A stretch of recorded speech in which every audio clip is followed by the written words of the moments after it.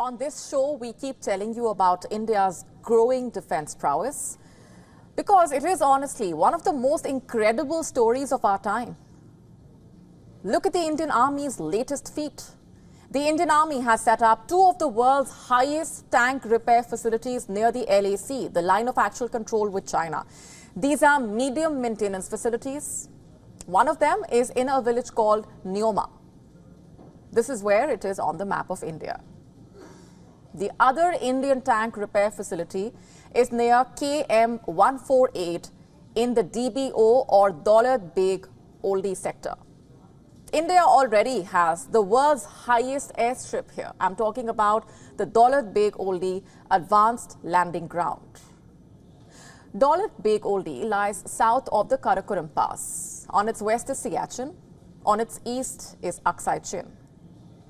I also mentioned Neoma. It is at a height of 4180 meters, 4,180 meters. How many armed forces can claim to have repair facilities at such heights?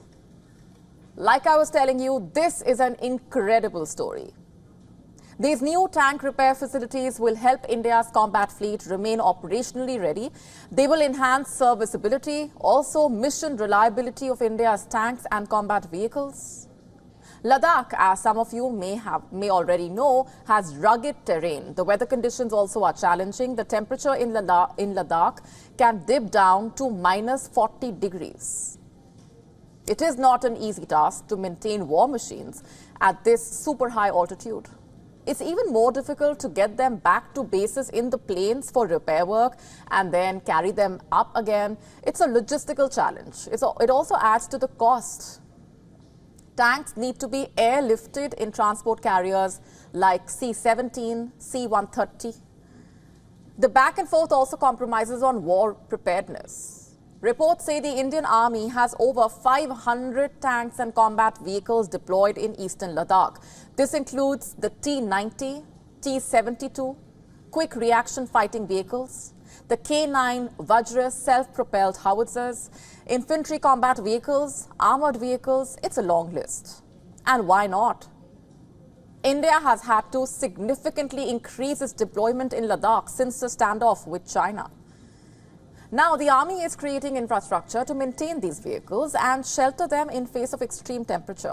Reports say the Indian Army is creating structures to house its tanks. Reports also mention that the Indian Army will soon deploy the Zorawar light tanks in Ladakh. You see, India is not just bolstering its land defense. It is also securing its seas. India has unveiled a midget submarine. This is Arovana, India's new weapon in the era of underwater warfare. Arovana has been designed to execute covert military operations. This is a stealth midget submarine. It can take part in intelligence gathering, reconnaissance missions. It can operate in shallow as well as in deep waters. Its makers, in fact, say Arovana's precision is unparalleled, as is its efficiency. This midget submarine has been developed by Mazagon Dock Shipbuilders Limited. It was built by integrating advanced technologies. I'm talking about sonar, GPS, inertial navigation system. This is not an unmanned underwater drone. You know, like the Northrop Grumman's monster manta ray or the ghost shark that Australia has developed.